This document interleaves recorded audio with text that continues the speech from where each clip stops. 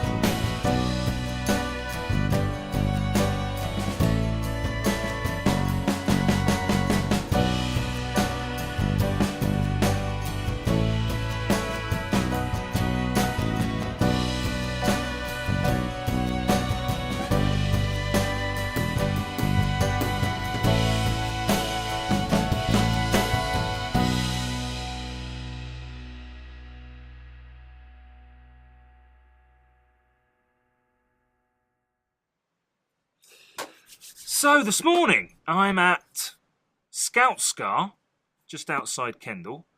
I thought what I'd do is I'd come and do some photographs of the view, maybe get a nice sunrise. Unfortunately that didn't happen, but never mind.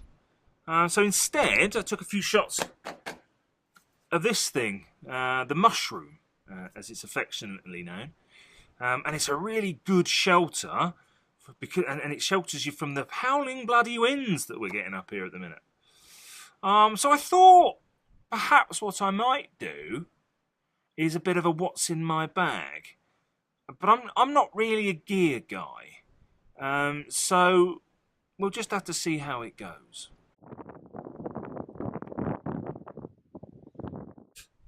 So let's get started then. Let's start with my bag. This is my bag. And I don't really know an awful lot about it. It's a bag. It's not a camera bag. It's just a normal rucksack. And my wife bought it for me from Millets.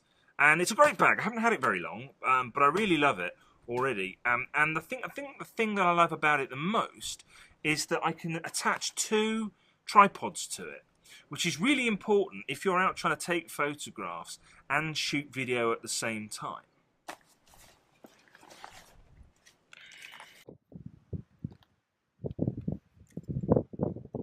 So next up is my accessories case, and in here I keep all my filters.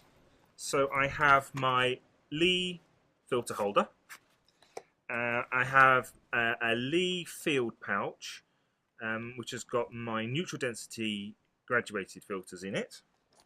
I've also got this kind of see-through pouch, and that's got all sorts of things in, like my spare battery and some business cards and remote releases and things like that. Then I also have my Lee Big Stopper and my circular polarizer. And that all sits nicely in this little case, so it's all nice and organised, so I know where everything is. And that fits nicely at the bottom of my rucksack.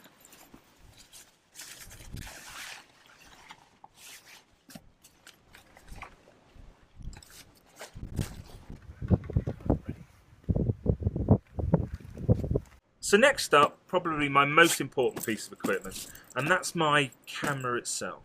Now, I'm a Canon man, and I'm a Canon man for one reason. And that's because about 11 years ago, when I was first getting interested in photography, I went into Jessop's, which is a camera retailer in the UK. And I said to the guy in the shop, I'm interested in getting into photography.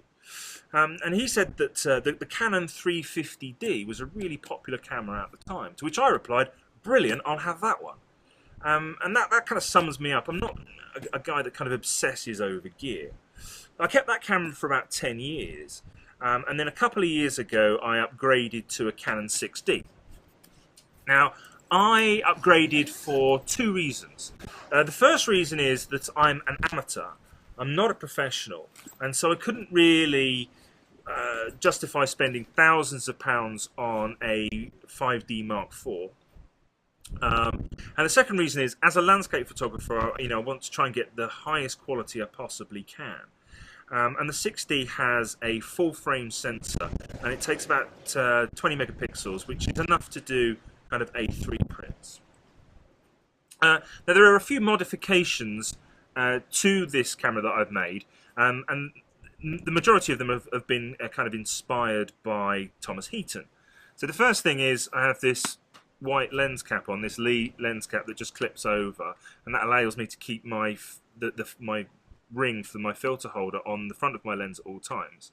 The second thing is I have an Arca Swiss L bracket, which allows me to mount my camera in landscape or portrait orientation. And finally, I'm a big fan of the LCD on the back of the camera. I never ever use the viewfinder. And I do an awful lot of long exposures. And so my viewfinder is permanently blacked out using this little cap that came with the camera.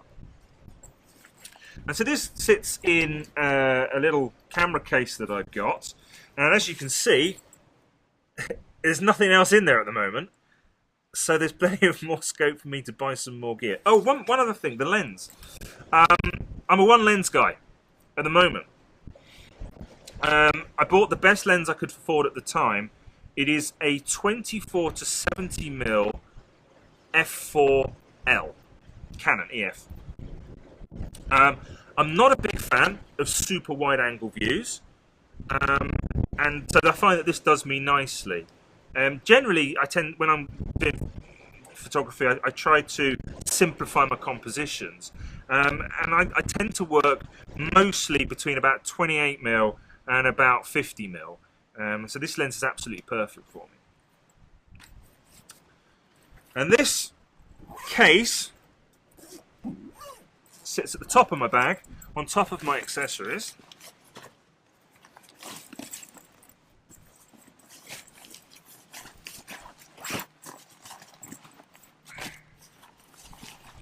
Perfect.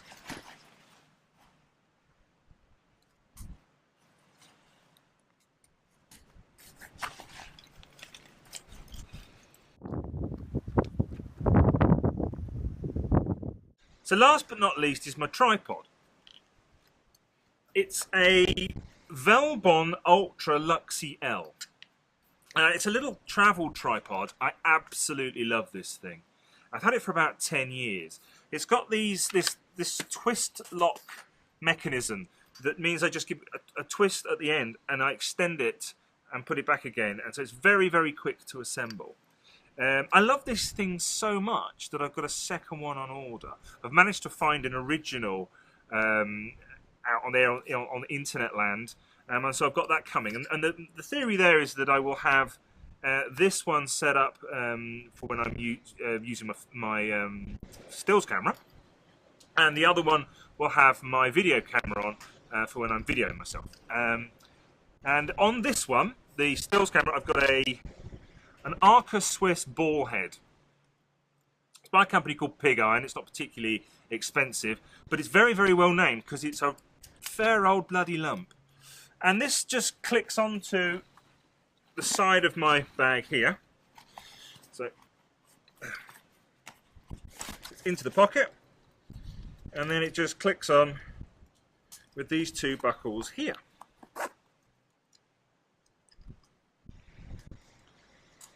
Like that. And as I said, There's another one on the other side.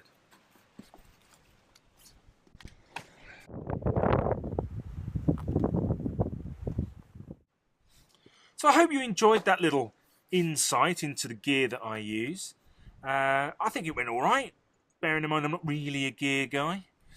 I'm going to head into Kendal now. I need to go and get my wife a birthday card because it's her birthday on Tuesday. But until next time, you take it easy.